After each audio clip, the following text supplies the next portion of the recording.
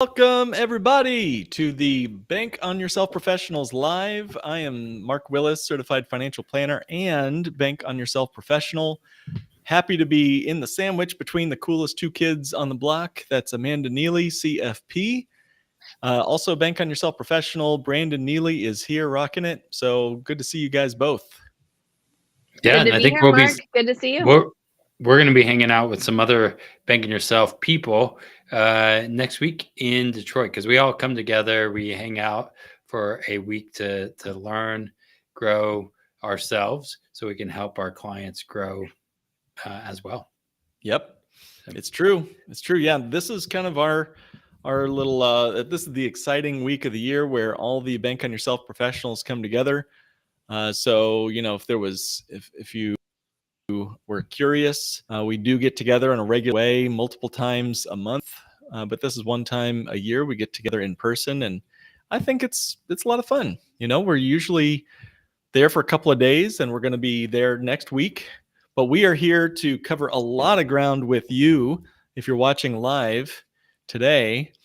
And so there's a lot we're going to talk about today. There's been a lot going on in the financial world right now. And so I've got my notes here. I'm going to do kind of a quick overview of what we're going to be covering in our time together today. And really, I'm going to read the headlines, and then each of us brought a few of these links and articles and clips or whatever to discuss, and we're just going to talk about it. And Amanda or Julia or Brandon, whoever, if there are comments on any of these in the group listening and watching, please make sure to mention it so we can bring up their comment live and discuss it together.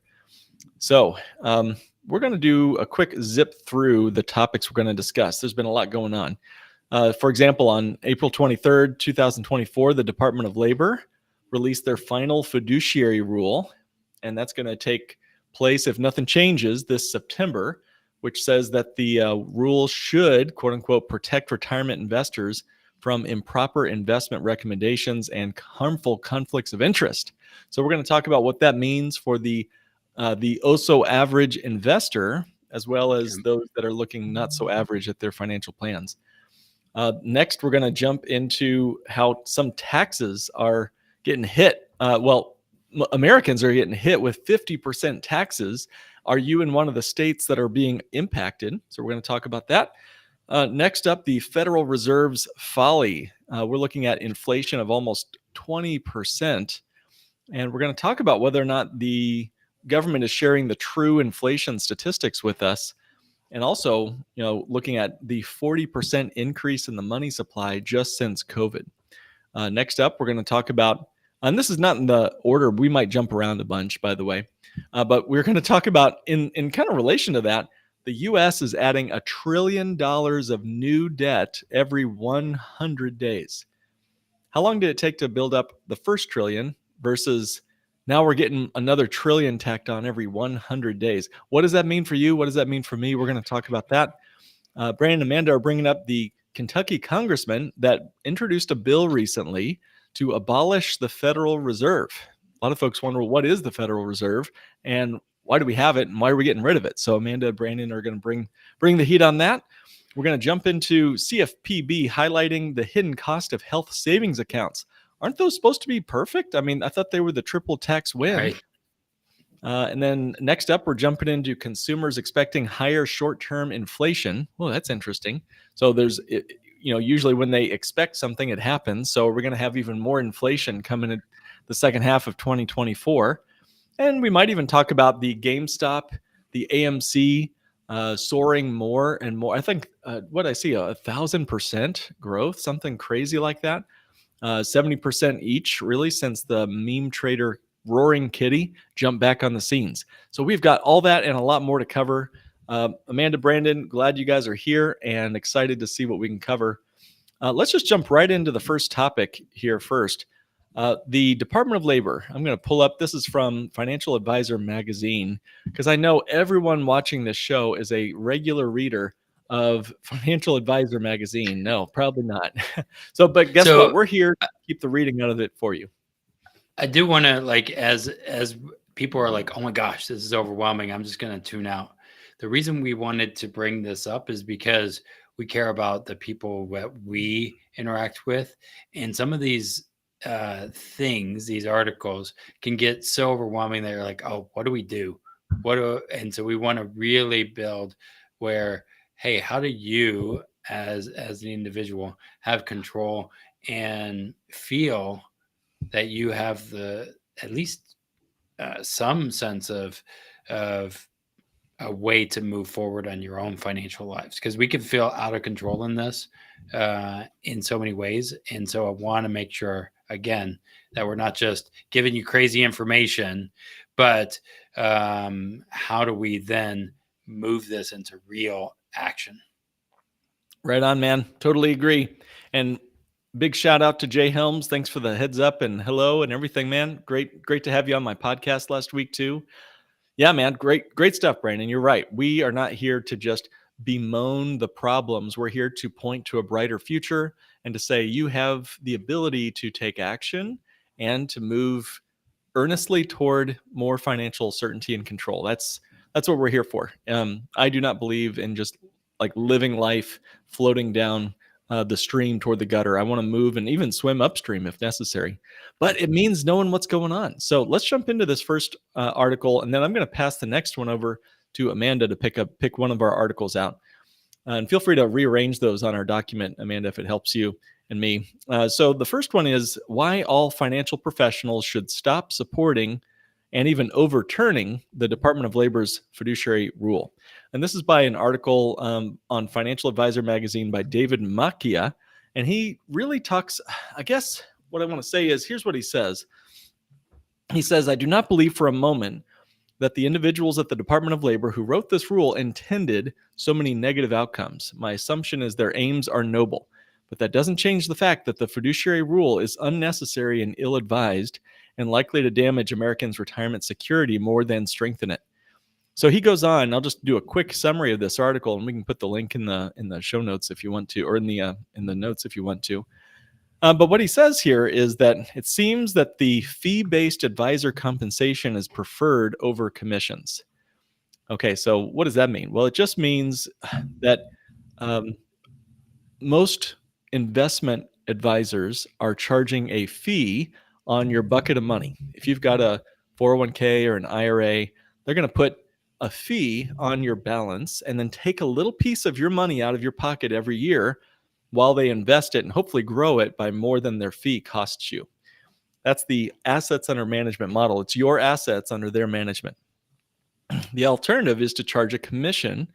And he goes into an example here. All right. So he says this: consider the example of an insurance agent, those greedy insurance agents, receiving a 7% commission on a $100,000 IRA rollover. Okay. So we're going to fund a 10-year fixed indexed annuity with $100,000, and you're going to get a 7% greedy old commission off of that $100,000 IRA. Okay, so that means the agent would be entitled to a one-time commission of $7,000 off your $100,000 IRA, which is paid entirely by the insurer, not the purchaser. Not the purchaser. That means the contract is held to the end of the surrender charge. You're not going to pay $7,000 to Joe or Susie or Amanda or Mark or Brandon. That $7,000 is coming from the life insurance company, the annuity company instead. Over that same 10-year period, he says, and I'll wrap up with this, an investment advisor managing the same $100,000 in an account that grows by 6% a year would have to be paid $13,900. That's basically twice as much over only 10 years to be invested in the stock market where there are no guarantees. Okay, so the greedy insurance agent got paid half as much as the investment advisor does merely by putting your money into an annuity. And that's only after 10 years. Most people are going to live, 30, 50, whatever years longer. How many more fees would you like to pay your investment advisor? So, Brandon, what do you think about this, man, as you kind of look at this and see these numbers laid out in plain English? Well, I always like to ask, for me, thinking about who wrote it and where was their lens from. Right. And so oftentimes when they're targeting, and I did this video of like who you're against, and they had to have an enemy. And these life insurance agents that are trying to do an annuity that's going to help somebody have long-term income for the rest of their life. Oh, God forbid that they make money, and I think that that's a challenge of where we want to have an enemy, so they make us the enemy. But really, it's saying, okay, yeah, they should get paid for their services, us, but also in the end, how are we helping the client make sure that they're good when they're 90 or 95? Totally. Love that. Amanda, what do you think the implications are of something like this DOL rule going into full effect if it does? Yeah, I'm curious, Mark, could you summarize what this rule says and what it would mean for financial advisors or for insurance agents, what they'd be required to do that they're not required to do now? Yeah, in essence, you'd be forced in many ways to act as a fiduciary for all accounts and place a greater emphasis. The fiduciary rule is going to place a greater emphasis on investments and make you fill out more paperwork and make more disclosures clear if you're doing anything other than investing. And by signing all this extra paperwork, I believe that many financial planners like you and me and others will be scared, let's say, to work with anybody who is doing a small account. Why scared? Because if you're not acting in whatever court's perception of best interest is, you could be sued. Here's the key question that I have from the DOL rule. Again, this is 2.0. The first one was from a couple years ago. What is in one's best interest? Am I always acting in my daughter's best interest? She's 8 years old.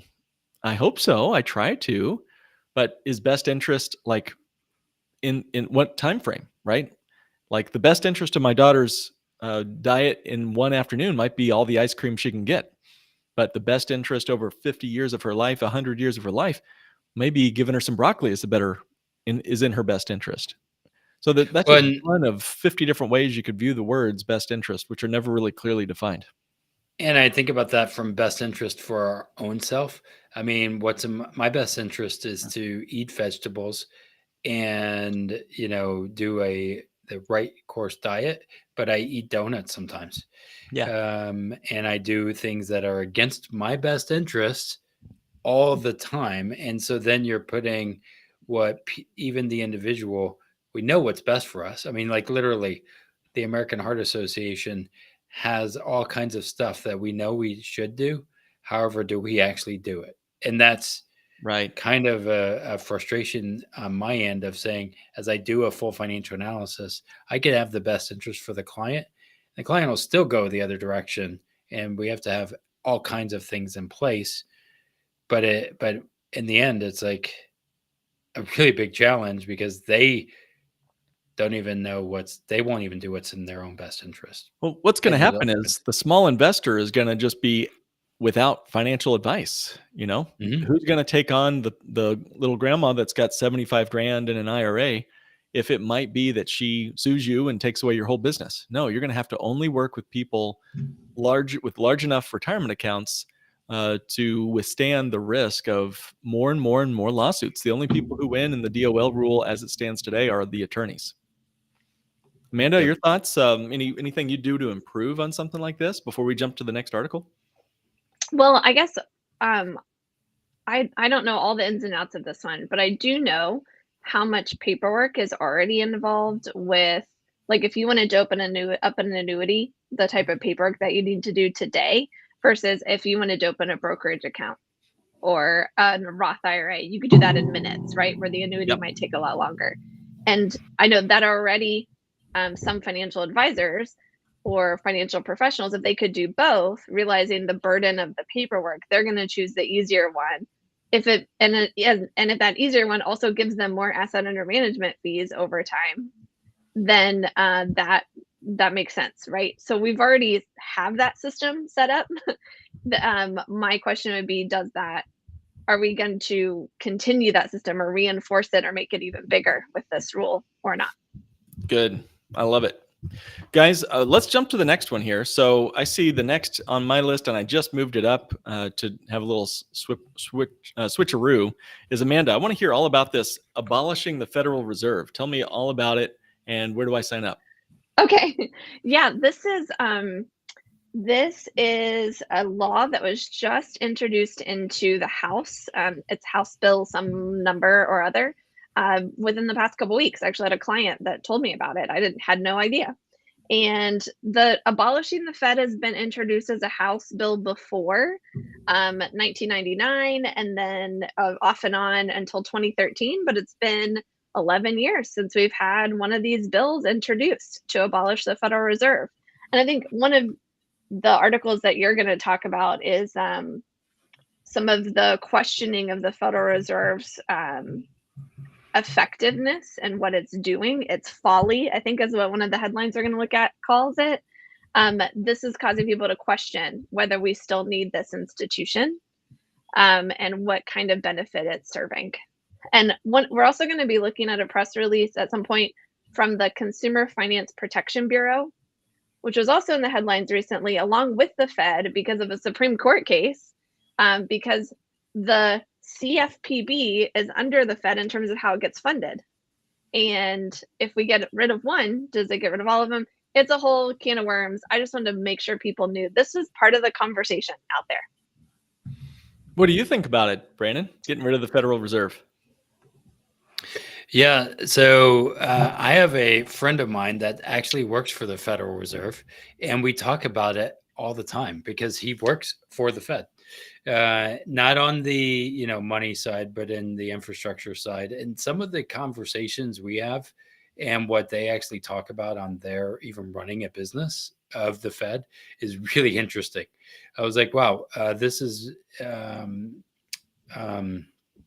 I don't know, some of the stuff that I'm just like, you guys are running this. The other thing that I think is important is, okay, so we abolish it. What would it be replaced with? What system would we have? And okay, yes, maybe it's not the best, but how do we move from this? And I don't know. So I don't know if we abolish it, what would it be replaced with? Like some kind of worse off situation or not? I don't know. So yes, it needs to be fixed some. I don't know about abolishing. Okay.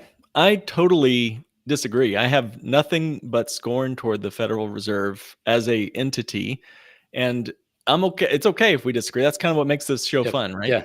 So I have yet to see what it's done in a good way for our country. I believe since the start of 1913, which is when it was founded on Jekyll Island, we've started the inflation environment that we're now suffering under in an extreme way. And back in 1913, there were actually deflationary measures coming out of the Civil War and all the way up through the beginning of World War I. Things were getting cheaper, and they actually called it the Gilded Age because it was such a productive. We've never had in one generation, like one generation or two generations, the world or this country anyway get more and more stuff. That's when we had the light bulb and the car and the plane and indoor toilets and all the stuff that makes your life kind of good. We did it all without a Federal Reserve pumping money into the system. And the more money gets pumped into the system and the more manipulation the rates are, the more wrong information business owners get. Interest rates are kind of like, I think of them like information. And if they give you wrong information, like rates are low, money is cheap, then you can invest in that doorless microwave invention or that glow-in-the-dark sunglasses invention, right? Or what else? That reduced fat tub of lard invention. The things the pointless stuff that you shouldn't be investing into, that wrong-headed investment on your real estate property down the street. If you're putting all this money because it's so cheap, why not, right? Why not take a lark on Bitcoin or whatever else? The more you dump money into farces or schemes or scams, the more trouble there's going to be when ultimately reality smacks us upside the head.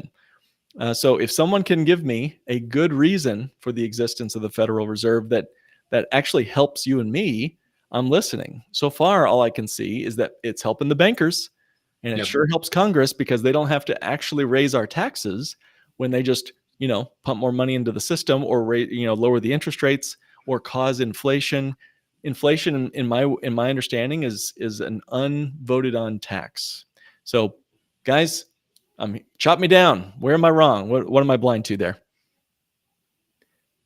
I know really here, and I think Amanda will have a bunch here to say on this, but what would be the alternative is really, and I don't know what that is. And sometimes it's like, okay, we know our devil here. And that's the biggest challenge is it's not the long range. I think we need it either gone or some other system.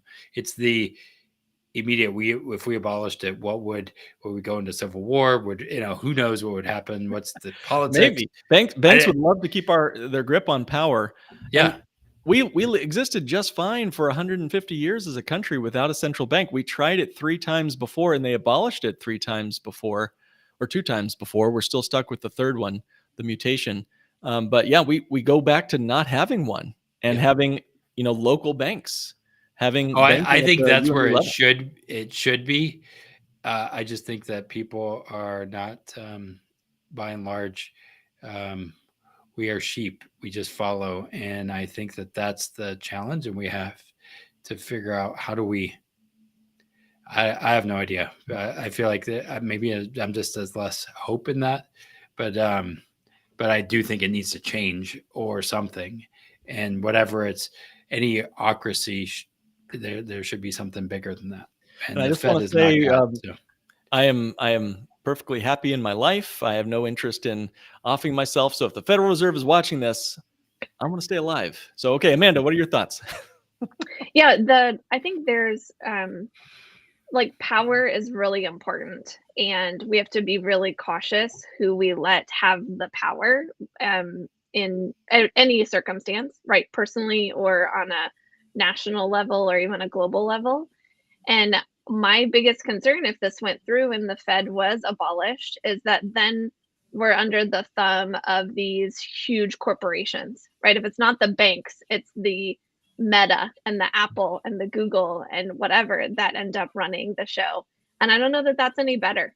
Yeah, I definitely agree with you on that. Yeah, there needs to be a a decoupling of major corporations and the government as well. But the Fed is the biggest corporation of them all. It's not it's a corporation. It's a private federal conglomeration mutation creature, right?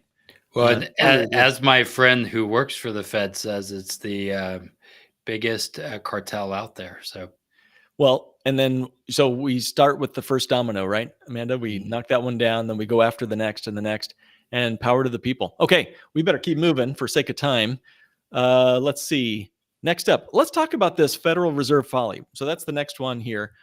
This one is a Forbes article, and it just says that, hey, since 2020, the cumulative inflation rate has been 20%, which basically means it now takes $120 to buy the same groceries or whatever that $100 bought you in 2020, just a few years ago. All right. So this is now 2024 as we're recording. And said a different way, $1 is now worth only 83 cents in your pocket. And that's in 4 years, really just 3.5 years. Okay. So I'm thinking back to that Home Alone clip. Remember Home Alone, Macaulay Culkin? There's that scene where he's home alone and he goes to the grocery store. He's got $20 or something. And it shows how much groceries he bought for the $20 he had in his pocket. And he's got like 6 bags and he's like trying his best to carry it all home. And this is in the 1990s. It was not that long ago to, with $20, buy a week's worth of groceries. And now we have in 3.5 years, we've had 20% inflation. What will that mean for our kids and grandkids? That's what I want to know from, let's go to Amanda first. Amanda, what's your hot take on the Federal Reserve's folly and inflation rate of 20% in just the last 3.5 years? Yeah, what I love about taking this multi-year perspective on it is that we've had so many different articles and news about inflation is up, inflation is cooled, inflation like all it. But when you look at it, it's like they use the two words I wrote down about this article is it's lasting change. Right. These prices have gone up, sometimes by more, sometimes by less, but they're sticking around.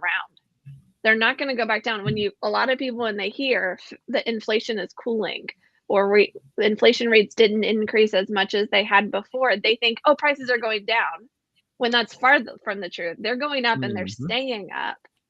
And I want to make sure everyone realizes, like, if you're hoping for inflation, like for the gallon of milk or the gallon of gas to be less expensive because inflation's starting to cool, that's not happening.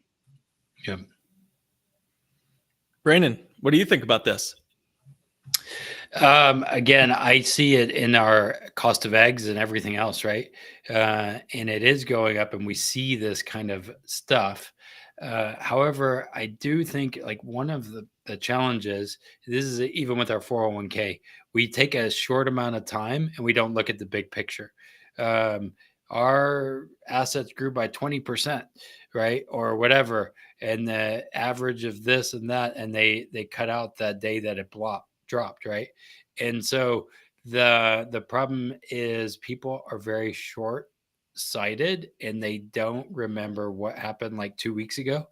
And so we'll have these articles and that, but the reality is our cost of housing, cost of everything is up. I mean, like what we could buy a house for 20 years ago versus now is like insanely crazy. You can't even $1 million house is a 1 bedroom now, right? And I think that's what hope are we going to have for our kids whenever our income isn't growing either? So if inflation is growing and our income is growing, then that's okay. But I worry about all of that. It's not just one number. It's all of these numbers, and we can feel it in our we know something's wrong. We all know something's wrong. If you're here, you probably know something is wrong. And we can't just take one article and be like, all right, it's all in a bigger picture. Brandon, I really like what you said there, man. And it is a bigger picture. I feel like it's interesting that the title is called The Fed's Folly, because I've heard a lot of people say, well, it's the greedy corporations that are causing all these prices to go up. And yeah, I guess, but where are they getting they've got to buy the raw material from someone else who also had their prices go up. And it's not like corporations weren't greedy before 2020. It's not like they had altruism and self-givingness up until 2020. And then it just so happened to coincide with all this extra money printing. I think I read the other day that 40% of all money created in the world ever since the beginning of time was created in just the last few years, like the last 4 years. Yeah. That's an unbelievable statement. And now we're going to get later on to like what's happening to our debt level. And I guess the main thing that Brandon said that I thought was really smart is the best way to fight inflation is to increase the value you bring to the marketplace. So yes, you can look for rate of return in your stock or your real estate or whatever else. You can chase the inflation rate with those things, sure. But the best thing you can do to fight inflation is to add more value and get more income right away. Start a side job, ask for a raise, do what you can do to beat back inflation in your own life. If you're bringing $1 home yesterday and now it's only worth 83 cents today, and what's it going to be like in 2 years, 10 years, 30 years from now, then income is really going to be the biggest, I guess, lever we can all pull as individuals to beat back against inflation. Amanda, I have to have a story real quick. Yeah. So I had a client that I was talking to, and he is a business owner with government contracts, and they were thinking of making some transitions there, and he's a little scared because when they made these deals and when some of these people proposed solutions, they used 2007 numbers and to as long as they can go, right? And so the government's like, well, no, we need to go with these numbers in 2007. And him as a business owner, even on staff and payroll alone, can't compete. And then they're going after the government contracts, right? getting businesses and saying, compete for my business, and we go after it because we need that money to run the business, and we're shortening this and hurting ourselves, business owner wise and individual wise, to compete with Mhm. 2007 numbers. I'm like, it's 2024. Like, that's not even where we can be. And so it's a challenge, and we're fighting with the government, with inflation, which the government created. You know what I mean? And I'm like, Mhm. oh wait, so you want your cake and eat it too? And while we need to pay and get jobs, anyway, I was like, this sucks. Well, that's okay because we have the number one Oh. best performing asset in the universe right now, and it's somebody the person who pointed it out to us was a little roaring kitty. So, Amanda, can you tell us why we should all be putting all of our money into what roaring kitty tells us to? Oh, I was going to go a little bit different of a direction, I'm but joking. we'll Yeah. get there. I promise. Yeah. Oh, So okay. All right. actually, Go for it. okay, I'm going to share my screen here. Let's see. Make sure I get the right thing. And we're talking about inflation and growing our income and Federal Reserve. So this kind of all brings it together a little bit. So this is the Federal Reserve Bank of New York. They did a press release on May 13th of this year where they released a survey of consumer expectations from April. And they're saying we expect higher short-term inflation and high price growth. And when you click on the data that I pulled it up in another field here, first I want to start with, this is like whether people think we're going to be much better off, somewhat better off, about the same, somewhat worse off 1 year from now, or much worse off. And you can see that somewhat worse off expanding dramatically 2020 and into 2022, cooling a little bit, but overall doesn't look like the best picture. And like majority of people about the same, but a growing number of people saying worse off. When we talk about inflation, if you look at inflation expectations, right, they were really high and they went lower, but then they've had a slight bump recently. But then when you look at the income side of things, like, oh, I can handle inflation if I have more income. When you look at earnings growth expectation, it's actually down at the same time. So people are Let me just make expecting sure. years from now, inflation's going to be higher, but their income's not. So you just answered my question, then. I'm sorry to interrupt you there, Amanda. So you just said that folks will expect higher prices but lower income. Yeah. And that's strange to me. So help me understand this. Okay. So thinking like an economist or thinking like a business owner, you guys are business owners. Aren't wages the same thing as prices to you? Well, this part of it is that some people, like, there's been a lot of layoffs, particularly in the tech sector. So the probability of losing your job is still high. So yeah. some people might be worried about that. Even if overall average wages go up, that doesn't mean my wages are going up. You know, we don't like averages around here. Right. And then Yep. also, I thought this was pretty dramatic. This is the probability of finding a job within 3 months if I lost my job today. And this is like, here's 40%, here's 60%. This is always about half of people think if I lost my job, I can't find a job in the next 3 months. And so Wow. there's also that kind of worry, that that expectation that impacts our psyche, impacts what we're going to do with our money, where we're going to go. And what you pointed to with Roaring Kitty and elsewhere, I wanted to pair this with a Gallup poll. So again, they're reporting with the data that they get from the people they survey. I don't know where they find the people that they survey, but these people are saying they gave them, I'm just going to go down to a chart here. Where is this chart? Here we go. Not that one. These are incredible resources and charts, by the way, Amanda. Thank you for bringing these up. Yeah. So this is what people believe is the best long-term investment. And they only give them 6 choices. This is super frustrating. Real estate, gold, stocks, mutual funds, savings account, CDs, bonds, cryptocurrency. For our Bank on Yourself friends, you'll notice one really big gaping hole here. Whole life insurance, also annuities, not here, right? Like, we need to tell Gallup they need to update their things here. But you'll notice like real estate is still really high. And it's what you see I think very interesting is like stocks and stocks, mutual funds, and gold keep switching places. And now we're back to people believing stocks is the blue dotted line, that those are a better bet than gold, right? But if you go back, in the past, we had gold way up here in 2011. It's kind of fun to see it that way. Great. There's also a bunch of other great charts here about who owns stock. The upper income, it tends to have more than lower incomes, but everybody is like real estate, believes that would be the best, regardless of income. There's some really interesting things. They divide it by political belief here. Anyway, I'll put this link in the chat as well so people can dig into that more. Here's stock ownership.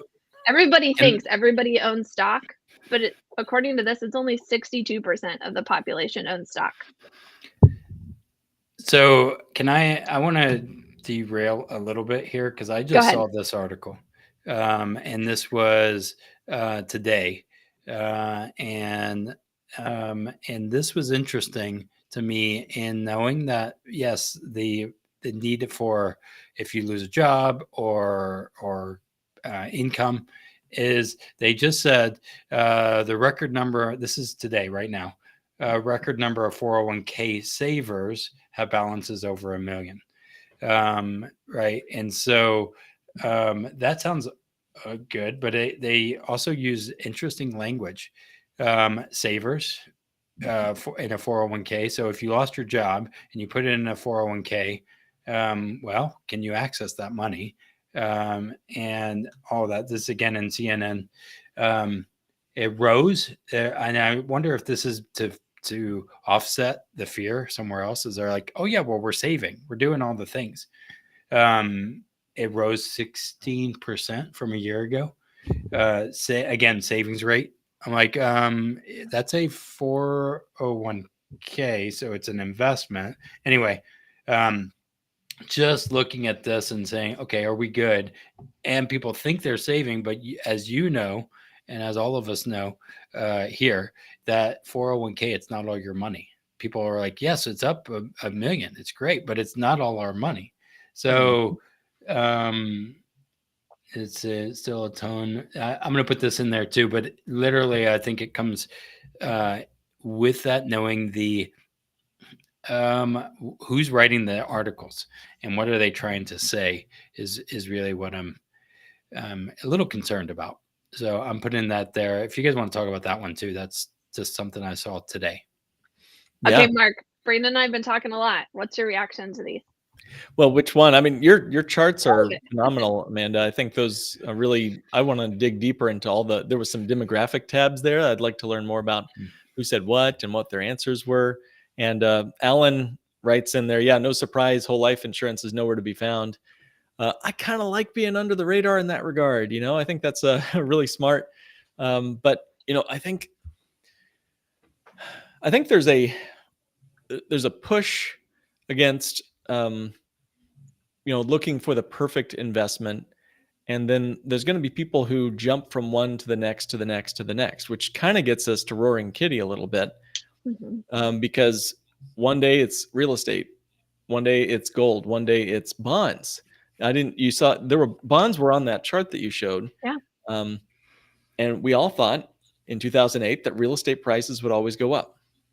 That was a belief that we all had. My parents had that belief. Fast forward to 2020. We all thought that, 2022, excuse me. We all thought that stocks and bonds were inversely correlated, that if you had your stocks, you could protect yourself with bonds, until 2022, when both went down together as interest rates surged and as the stock market was pummeled and crashed. And I was just reading, this is in the new edition of the Rescue Your Retirement book by Pamela Yellen. And she writes, I'm just going to read this one paragraph. She says, let's take the last 5 years from 2018 to the third quarter of 2023. Fidelity Investments, the largest 401k plan provider, reports that the average 401k balance barely budged over 5 years, increasing by only $1,200. So the average 401k balance, there's that word again, Amanda, went from $106,500 to $107,700. That's an increase of $1,200 over 5 years. Yet during the same period, we had a whopping 21% inflation. So this means that the average 401k balance should be $129,000 just to break even with inflation. Yep. So average 401k only went up basically 1% over the last 5 years. We've all lost money again due to the ravaging impacts of this insidious monster called the Federal Reserve and its terrible weapon, inflation. So that's my bold opinion, I guess.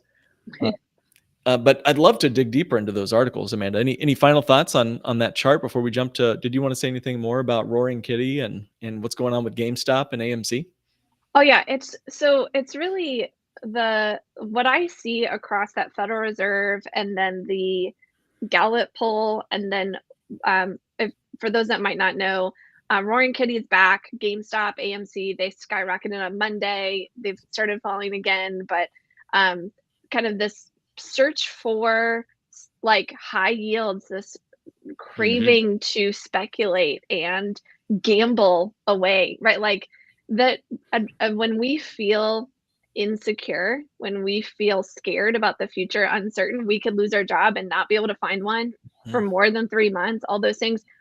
A lot of people turn to very risky behavior to cope with that and to help themselves feel better about the risks that are real in their lives.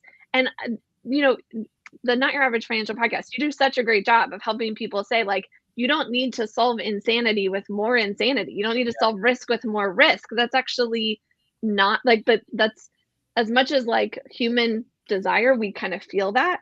If we hear that alternative, that you can manage risk with more safety, that you can get through a 3-month layoff by being a responsible saver, like we need more messages like that. And I'm just not seeing it anywhere.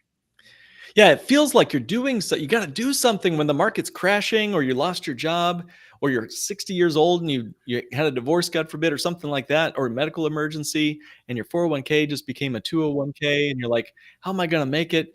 Yeah, you have to do something. But the worst thing you can do when you've got a fire in your kitchen is to grab the gasoline tank.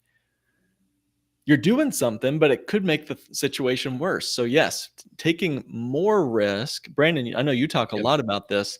You don't want to just go out and throw it on the casino floor, hoping that you win big.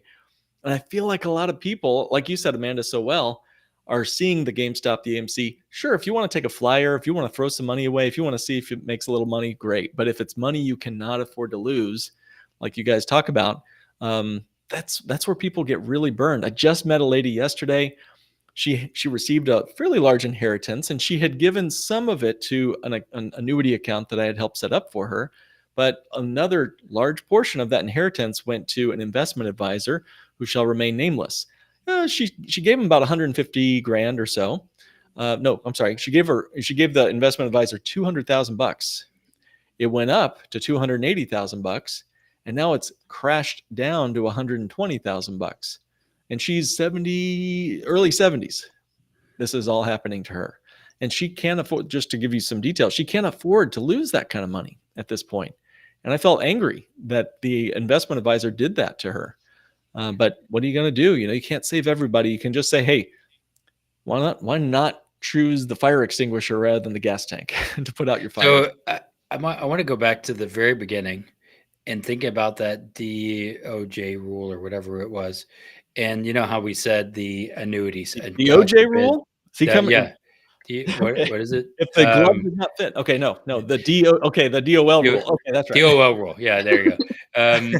Sorry. Is like the thinking of like, oh, those annuities, man, they are those people are going to make so much money, but yet I wonder if that other guy would have to have signed anything to make sure they didn't lose anything, or what the fees were. Right. Yeah, and for me, I think honestly, yeah, probably not. I know self-directed IRAs and custodial and all that fun stuff that people say, oh, it's so great, but they don't have to do as much. Right. I feel like. And for us, these are people. Right. Every one of us, there's a person, and we want to build a good, solid foundation, whether it's in a annuity, God forbid, or into something like life insurance or things that build the foundation. And if we get paid, we should. But I feel like we're told, risk everything, go to the Wall Street, put in the 401k, that savings vehicle that's so amazing, and not build a good foundation, right, to make sure we're good. And I think that that's the crux of our problem, is our economy doesn't know how to do it. Shoot, the Fed doesn't know how to actually prepare for their own roofing problems, let alone, and trust me, there's an inside story there, but that they want to look at the rate of return, not about how do we make sure that our foundations are good. That's what they do. And it's a problem, and we're seeing it everywhere, that we don't have a good foundation. Sorry. Amanda, you got final word on this one, then we'll jump to the next one. What do you look like you wanted to say something there? Oh, I just, for people that want some hope, I have some to share in a very unlikely place before we hang up today. Let's do it. Just share it now. Don't delay. Okay. Okay. Well, did you have another article you wanted to cover? Oh, yeah, there's a couple. Yeah, there's a couple more if we got the time. I don't think we'll have the time to do everything, but okay. Yeah, okay. Well, so I'm going to share my screen, and I'm going to show you somewhere when I'm feeling like all hope is lost. I go to, like, I don't know, I could be totally wrong about this, but this is one of the places I go. So this is the Consumer Financial Protection Bureau, their newsroom where they put out press releases.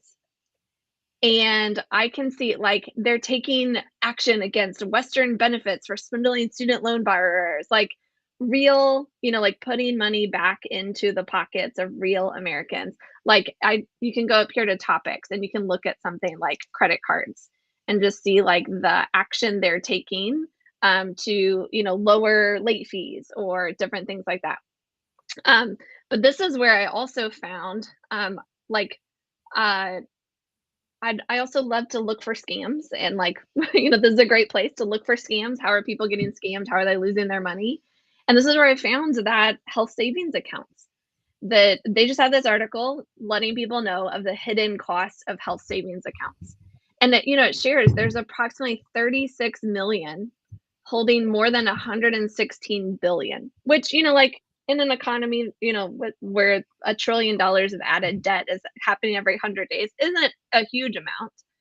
But they talk about like all of these fees that people are paying on these, which that 116 billion is a 500% increase in the last 10 years. Like, that's a lot more people with health savings accounts. But there's all these junk fees in them. And depending on what you're doing in them, there can be some really low interest rates too. When people ask me, should I start a health savings account? It's really hard for them to even find what are the fees they're going to pay. Look at this one. There's a paper statement fee. I've heard, this is the rumor mill, but I've heard people paying these fees when they've never gotten a paper statement or requested one, and the company won't even print one. If they ask for one, they'll still email it to them. Wow. Like, it's bananas. And this is the only people I know of that are looking for these things and actively trying to shut them down and warn people about them and raise cognizant that people are aware of them. And they almost lost their budget, and the Supreme Court defended them so that they could actually continue to operate. I don't know if this is the police we want, right? But it's at least somebody trying to do something. I don't know. Is my hope totally unfounded here? No, I love that you shared that newsroom. I think that's really cool, Amanda. And yeah, even a police cadet is better than nothing at all when it comes to policing some of these bozos doing their worst on consumer protection. There's another great website. If you want to share this one, I don't have a way to share, so just type in web3isgoinggreat.com. Have you heard of this one? web3isgoinggreat.com. web3isgoinggreat.com. It's a newsroom, a little less hopeful than Amanda's awesome site, but it's Web3, meaning cryptocurrency and things like it, NFTs, is going great, and definitely not an enormous grift that's pouring lighter fluid on our already smoldering planet. So it goes through a timeline. You can actually pick out, you could find Sam Bankman-Fried in here. So the most recent one, apparently Gala Games suffers a $21 million hack. You scroll down a bit more and you're going to see crypto scam money launderers charged for laundering more than 73 million through Deltec. If you notice at the bottom, that little flaming number, apparently $72 billion has been scammed or hacked out of the crypto and Web3 space since it started just a few years ago. So, and we've met people, right? I guess you guys probably have a few clients, I know I do, that have lost real, actual, important money to them in stuff like this. So just something else for fun if you're bored to tears this weekend, this wonderful Memorial Day weekend. So Sam did ask a question. I'd love your thoughts on that. Don't BOA, banking yourself policies, also have fees? So yeah, love. Do they have fees? There is no fee. There is an insurance expense. Would you agree with that, Amanda? And what's the difference? Is that just semantics, or what's the difference there? Yeah, there are definitely types of life insurance that have fees. So be careful. We're not talking about Index Universal Life. Those have different kinds of fees. But you are paying for life insurance. One of the things I love with the types of policies that we use is that the fees are all the costs, we'll call them costs, are all disclosed up front, and they cannot be changed without your permission because it's a unilateral contract. Very different than I sign up for a health savings account or a 401k or even the overdraft fee at my bank or my late fee at my credit card. They can change them at any time without even asking my permission. Yep. Love it. I think that's it's the power of the contract, reading the contract and seeing. And I know us in the costs there is a cost, but I will be able to say with a high degree of certainty, the benefit will outweigh the cost 100%. Yeah, even guaranteed, right? Which investment can do that? Okay, we got time for probably one more, maybe two more, if you guys got the time for it. So we talked about the CFPB. That was awesome, Amanda. You slid that one in. I love it. Let's talk. You guys want to talk the debt in the country? Or you want to talk taxes in the top 5 states? Somebody shout it out. Your choice, Mark. All right, let's go. Or we could let the audience choose. Okay, let's talk about this Newsweek article. We've talked enough about the Federal Reserve. Let's talk about taxes. Taxes hit 50% for some Americans in 5 states. Okay, this is a part of the budget outline, and it says here too that capital gains rates would be at their highest ever in more than 100 years. It says the proposals, Joe Biden's proposal and the 2025 budget, would actually increase the top marginal rate on long-term capital gains and qualified dividends to 44.6%. That's larger than it's ever been. However, in some states, that rate would actually exceed beyond 50% due to the state's added capital gains tax. And those states would be California at 59%, New Jersey at 55.3%, Oregon at 54.5%, Minnesota at 54.4%, and New York at 53.4%. So this might have big impact to folks who are doing anything with crypto or real estate or stock investing. Lots of people are going to be majorly impacted by this. And now it says that it would only affect individuals with taxable income exceeding $1 million and investment income over $400,000. But I kind of view these sorts of proposals like the start of a race. The income tax only affected the top 1% when it was instituted into law, and they had to get a constitutional amendment to pass the income tax amendment to the United States Constitution. To tax our income was unconstitutional up until 1913. All right, and it only was taxing the 1%ers so they could help fund and pay for the war, the Great War, World War I. Then, of course, you guys have seen the charts that taxes, basically the income tax crept into every American's wallet. And now it's inconceivable that, 120 years ago, our great-great-grandparents would earn their income and get to keep all of it. That seems crazy now to all of us that we could earn, you make $100,000 this year, you actually have $100,000. And not 70 grand or 60. And now there are new proposals for capital gains and dividends. Guys, with minutes left, Amanda, I want to know your thoughts. Brandon, your thoughts. What do you think about this? Is this even going to pass, first of all? Go ahead, Brandon. I don't even know, but I do think about like a long time ago, back before we were all born, is there was this whole like thing called Boston Tea Party, and we were all mad about taxes from the Queen or something. I don't know, and how Amanda knows history more than me, but I'm like, we weren't mad about taxes. We were mad about taxes without representation. But that's still a valid point, right? Like, how much are we actually being represented in these decisions being made, these changes being proposed? Like, we, the people. Yeah, keep going, Brandon. And it keeps going. Like the amount of taxes, I'm like, man, I wonder what these people who wouldn't drink tea and all this stuff, what think right now, and what would have happened if they were to all of a sudden be alive right now. What would life look like? Or would they have created the tax problem? I don't know. I'm a little like, we keep fighting the same war. We need to change it. Well, and the founding fathers did have to figure out a way to fund the revolution. And they did that somewhat through borrowing from really rich people, but also through levies and tolls and stuff like that. If my history brain is working correctly. And tariffs, majorly, it was tariffs or the income tax system. Yeah. Yeah. The thing that I know, or like I think is really smart. I was talking with some people who have a family business that's been in the family for a few generations, and now the younger people don't want to run it. The older people are nearing retirement. They're done running it, and they're going to sell it. And they're kind of in a rush to sell it before these tax laws can change. And I'm not worried. Like, for me, I'm not as concerned about, the person with their brokerage account making $100,000 of long-term capital gains being taxed on that. But they're rent sinking anyway. They're taking that risk. They know the risk they're taking. But it's the family business that these young people, they might own a percentage of it already, or they might be expecting to inherit it. And yet, if they get charged these long-term capital gains when that business sells, there goes their family wealth.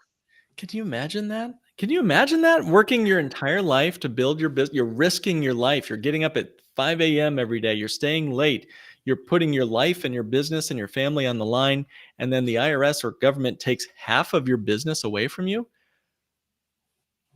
Or back to my friend that's like having to run a business that's a government contract business. He still has to do 2007 numbers to compete with everybody else on inflation and also taxes going up too. And I'm like, no wonder we're all broke. Come on now. So with our last minute, this is why we do what we do. All right. So because Bank on Yourself policies are outside of the current income tax scenario, you do not have the problems that we're discussing. The dividends in whole life insurance are technically a return of premium. And so they aren't qualified dividends, which is what is being proposed here.